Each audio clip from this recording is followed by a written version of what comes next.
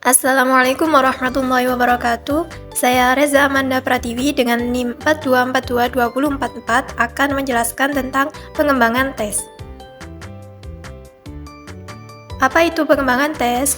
Pengembangan teknik tes pada evaluasi pembelajaran adalah proses yang bertujuan untuk merancang dan menerapkan metode evaluasi yang efektif guna mengukur pengetahuan, keterampilan, dan kompetensi siswa dalam konteks pendidikan. Langkah-langkah pengembangan tes dibagi menjadi 10 langkah. Langkah yang pertama yaitu menentukan tujuan tes. Tujuan tes harus jelas dan terukur sehingga dapat diketahui apa yang ingin diukur dari tes tersebut. Tujuan tes dapat dikategorikan menjadi 3, yaitu yang pertama, tes diagnostik, digunakan untuk mengetahui kelemahan dan kekuatan peserta didik dalam suatu bidang tertentu. Yang kedua, tes formatif, digunakan untuk memantau kemajuan belajar peserta didik selama proses pembelajaran berlangsung.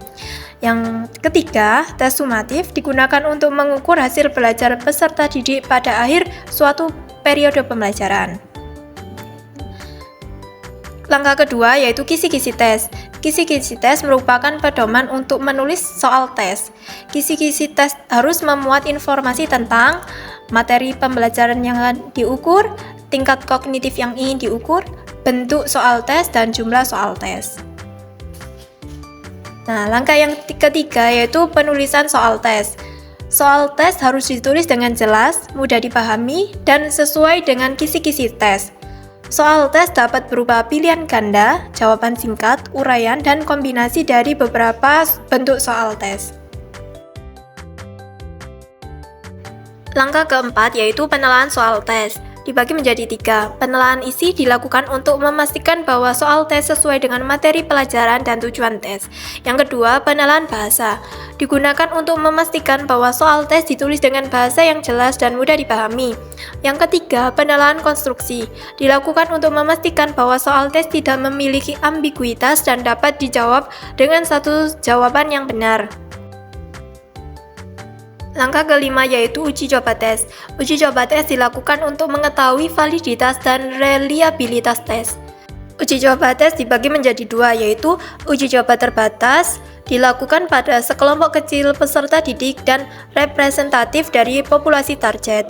Yang kedua yaitu uji coba luas, dilakukan pada sekelompok besar peserta didik yang representatif dari populasi target.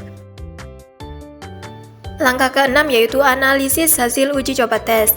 Hasil uji coba tes dianalisis untuk mengetahui validitas dan reliabilitas tes.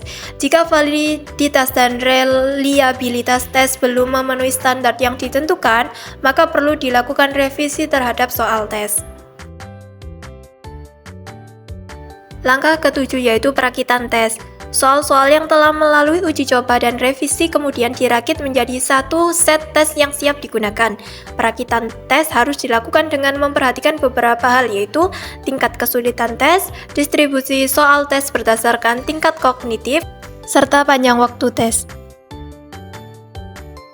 Langkah ke-8 adalah pelaksanaan tes. Pelaksanaan tes harus dilakukan dengan tertib dan terkendali.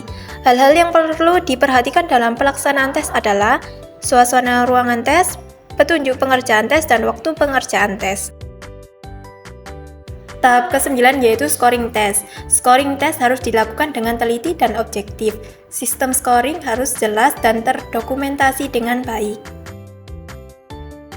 Langkah ke-10 yaitu pelaporan hasil tes.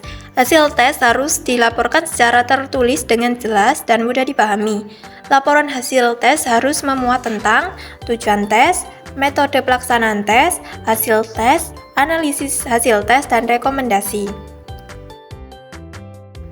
Mengapa menggunakan pengembangan tes?